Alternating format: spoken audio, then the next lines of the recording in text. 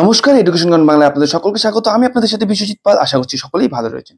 তো আমরা সকলেই জানি যে গতকাল অর্থাৎ 20 ফেব্রুয়ারি দিল্লির নয়া মুখ্যমন্ত্রী হিসাবে কিন্তু রেখা গুপ্তা শপথ গ্রহণ করেছেন এবং চতুর্থ মহিলা মুখ্যমন্ত্রী হিসাবে দিল্লিতে তিনি তার টার্ম শুরু করতে চলেছেন। তো যথারীতি এই যে বিজেপি যখন তাদের এই ক্যাম্পেইন করেছিল আর কি, ভোটের পূর্বে যে ক্যাম্পেইন করেছিল, সেখানে বিভিন্ন রকম বিষয় নিয়ে কাজ করবেন তারা যদি জেতেন, এরকম প্রতিজ্ঞা করেছিল, ম্যানিফেস্টোতে বলেও ছিল। তো সেই সব বিষয়গুলো মূলত কি কি বিষয় নিয়ে তারা এই যে সরকার গঠনের পরে, শপথ গ্রহণের পরে কি বিষয় নিয়ে মূলত তারা এগোতে চাচ্ছেন, কি মূল বিষয়গুলোকে নিয়ে তারা দিল্লিতে কাজ করতে চাচ্ছেন, সেই সব বিষয়ে আজকে মূলত মেন যে বিষয়গুলো সেটা নিয়ে আলোচনা হবে, এই ভিডিওতে থাকবে। ভিডিওটা খুব ছোটই হবে, খুব বড় করব না।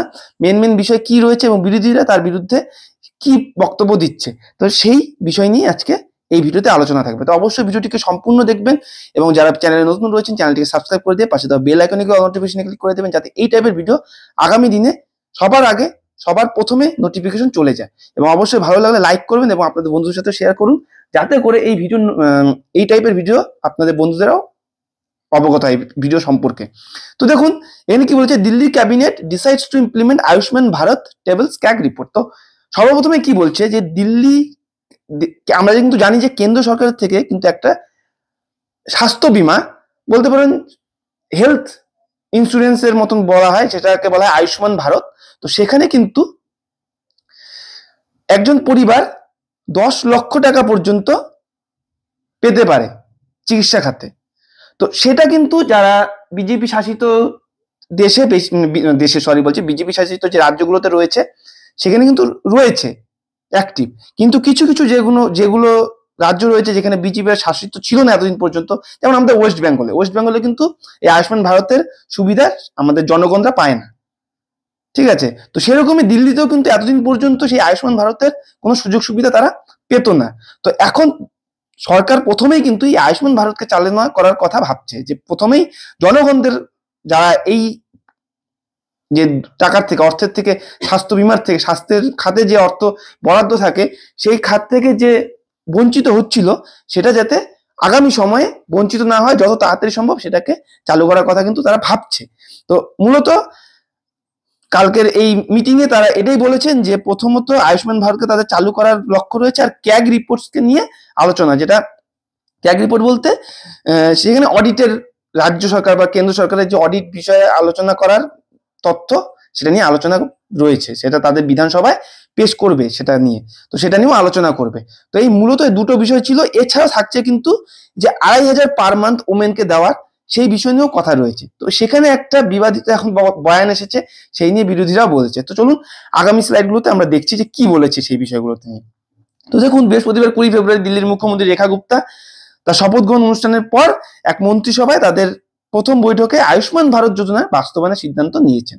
প্রথমেই বললাম যে এতদিন পর্যন্ত দিল্লিতে কিন্তু যেহেতু আপ সরকার ছিল, আম আদমি পার্টির সরকার ছিল, তো তারা কিন্তু এই আয়ুষ্মান ভারতকে লাগু হতে দেয়নি, যেমনটা আমাদের পশ্চিমবঙ্গে হচ্ছে। এখনো পর্যন্ত কিন্তু কোনো সাধারণ মানুষ এই আয়ুষ্মান ভারতের সুবিধা ভোগ করতে পারেনি।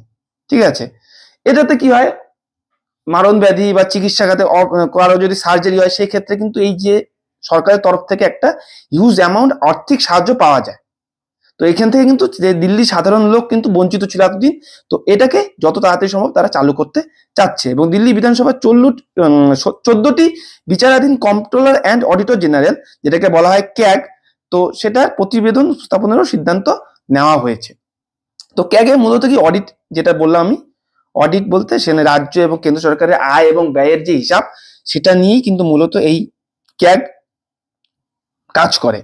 তো সেখানে 14টি বিচারাধীন কম্পিউটার বিষয়ে কাজ করবে, আগামী সময়ে কাজ করার সিদ্ধান্ত নিয়েছে। সেটা সবার প্রথমে করে নিয়ে বিধানসভায় সেটা নিয়ে আলোচনা করা হবে। বিধানসভায় যে আগামী যে অধিবেশন রয়েছে সেখানে আলোচনা হবে এবং পেশ করা হবে, এবং আয়ুষ্মান ভারত চালু করারও কথা ভাবছে। তো এটা মূল দুটো বিষয় রয়েছে। এছাড়া দুটি প্রধান সিদ্ধান্ত নেওয়া, এই দুটোই বিষয় রয়েছে। সেখানে দেখুন এখানে ডিটেলসে দেওয়া রয়েছে আরো, যে প্রথমত আয়ুষ্মান যোজনা যার পূর্ববর্তী সরকার, এবং আমি যা বলে দিয়েছি সেটাই কিন্তু এখানে লেখা রয়েছে, আম আদমি পার্টি সরকার কারণে স্থগিত করে দিয়েছিল, দিল্লি মানুষ তা পায়নি সুযোগ। আজকে প্রথম মন্ত্রিসভার বৈঠকে দিল্লিতে আয়ুষ্মান ভারত যোজনা বাস্তবায়নের সিদ্ধান্ত নেওয়া হয়েছে, যার জন্য দিল্লি সরকার 5 লক্ষ টাকা টপ আপ দেবে, মানে রাজ্য সরকারের তরফ থেকে 5 লক্ষ টাকা দেওয়া হবে, আর কেন্দ্র সরকারের তরফ থেকে 5 লক্ষ টাকা দেওয়া হবে প্রতি মাথা পিছু, পরিবার পিছু আর কি। যত তাড়াতাড়ি সম্ভব এটি বাস্তবায়ন করা হবে মন্ত্রিসভার বৈঠকের পর সংবাদ মাধ্যমে ব্রিফিং এ এই শ্রীমতী গুপ্তা কিন্তু বলেন। তো একটা পরিবারে যদি 10 লক্ষ টাকা যদি স্বাস্থ্য বীমা থাকে তাহলে কতটা সেফ হয়ে যায়। তো এটা কিন্তু একটা খুব ভালো জিনিস, যেখান থেকে আমরা পশ্চিমবঙ্গেও কিন্তু আমরা বঞ্চিত হচ্ছি। তো দ্বিতীয়ত 14টি সিএজি ক্যাগ রিপোর্ট যা পূর্ববর্তী সরকার কর্তৃক মুলতবি ছিল সেটাও পেশ করা হয়নি, প্রথম বিধানসভা অধিবেশনে সেটা পেশ করা হবে তিনি বলেছেন। তো ভারতীয় জনতা ক্যাগ মূলত সেখানে আমি বললামই বারবার যে সেখানে হিসাব নিকাশের ব্যাপার রয়েছে, আমদানি কতটা আয় করছে সরকার এবং সেই হিসাবে কতটা ব্যয় করছে। তো সেটা কিন্তু আম আদমি পার্টি গত অধিবেশনে পেশ করেনি, তো সেটা বিজেপি তার প্রথম অধিবেশনেই পেশ করতে চলেছে, এটা নিয়ে কাজ করছে প্রথমে। তো এটা নিয়ে অডিটের কাজ চলবে। তো ভারতীয় জনতা পার্টি নির্বাচনী প্রচারণা মহিলাদের প্রতি মাসে এই যে ভারতীয় জনতা পার্টি নির্বাচনের প্রচারে সেখানে কিন্তু বলেছিল যে আম আদমি পার্টি 2100 টাকা করে দিচ্ছে, সেটা কিন্তু তারা 2500 টাকা করে দেবে মহিলাদের জন্য ভাতা দেওয়ার জন্য। কিন্তু সেখানে মুখ্যমন্ত্রী বলেছেন যে প্রতিশ্রুতি সম্পর্কে মুখ্যমন্ত্রীর কাছে জানতে চাইলে তিনি বলেন যে মন্ত্রিসভার বৈঠকে এটি নিয়ে আলোচনা হচ্ছে, তবে কোন শ্রেণীর মহিলাদের এই সুবিধা পাবেন তা নির্ধারণে আরো আলোচনার প্রয়োজন রয়েছে। তো এখানে কিন্তু বিরোধীরা বলছে যে কেন এরকম বলা হচ্ছে, তাহলে কি সব মহিলাদের জন্য তিনি বলেননি যে 2500 টাকা দেবেন? এখানে কি কোথাও তাহলে কথার খেলাফ হচ্ছে না? কথা কেন তারা ঘুরিয়ে নিচ্ছেন, এমন কিন্তু এখন বিবাদ আসছে। তো দেখা যাবে সেটা আলোচনার পরে যে কার সব মহিলাদেরই দেবেন নাকি বাছাই করা কিছু মহিলাদেরই দেওয়া সম্ভব হবে। শপথ গ্রহণের পর আমি মুখ্যমন্ত্রী দায়িত্ব গ্রহণ করেছি, আর বিকশিত দিল্লির লক্ষ্যে এটি সম্পন্ন করার জন্য আমরা এটির দিকে কাজ করে যাব। আমরা একদিনেও অপেক্ষা করব না এবং আমরা আমাদের প্রতিটি প্রতিশ্রুতি পূরণ করব, শ্রীমতী গুপ্তা দিনের শুরুতে এটাই বলেছিলেন। 10ই ফেব্রুয়ারি মুখ্যমন্ত্রী শপথ গ্রহণ করার আগেই দিল্লির মুখ্য সচিব সংশ্লিষ্ট সকল বিভাগেই বিজেপির ইস্তেহারের উপর ভিত্তি করে খসড়া মন্ত্রিসভায় নোট প্রস্তুত করতে বলেছিলেন, যেখানেই প্রয়োজন এবং কর্মকর্তারা জানিয়েছেন তিনি সমস্ত বিভাগকে বিজেপির ইস্তেহারের উপর ভিত্তি করে 10 দিনের কর্মপরিকল্পনা তৈরি করতেও বলেছেন। সেখানে 10 দিনের নয় 100 দিনের কর্মপরিকল্পনার কথা তৈরি করতে বলেছেন, মানে আগামী 100 দিনে কি কাজ করবে সেটা নিয়ে পরিকল্পনার কথা বলেছেন।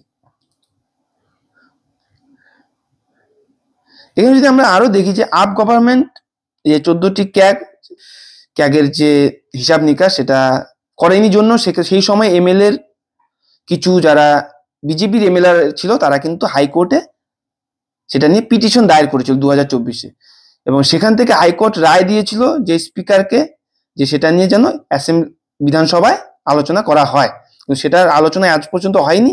তো এই বিজেপি কিন্তু সেটা করতে চলেছে তার প্রথম অধিবেশনে।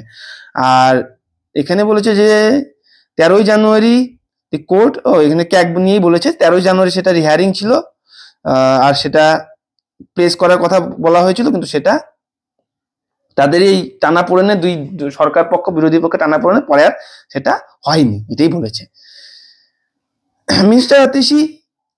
এই যে বিজেপি সরকার তার বক্তব্যে আতিশির বক্তব্যে যে বিজেপি বিট্রে করছে দিল্লির মহিলাদেরকে, কারণ তারা বলেছিল যে 2500 টাকা প্রতি মাসে সমস্ত ওমেনদের দেবে, দিল্লির ওমেনদের। কিন্তু এখন কেন এরকম চিন্তা ভাবনা করার কথা বলা হচ্ছে যে কোন মহিলাদের দেওয়া হবে, কেন বাছাইয়ের কথা বলা হচ্ছে, তাহলে তো অনেক মহিলাই বঞ্চিত হবে, তিনি এটাই বলতে চাইছেন।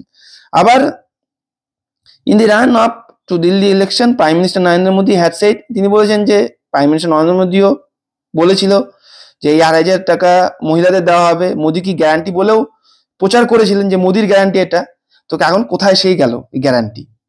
রামলীলা ময়দানে এই শপথ গ্রহণ অনুষ্ঠানের পরে কেন সরকার এরকম উল্টে গেল? তো দেখুন, সরকার অবশ্যই ভাববে কাদেরকে দেওয়া উচিত কাদেরকে দেওয়া উচিত নয়, আয় বুঝেই ব্যয় করবে। তবে এখন বিজেপি যদি বলে থাকে সমস্ত মহিলার জন্য 2500 টাকা করে দেওয়ার কথা, তাহলে তো সব মহিলাই আশায় থাকবে, এটা বাস্তব কথা।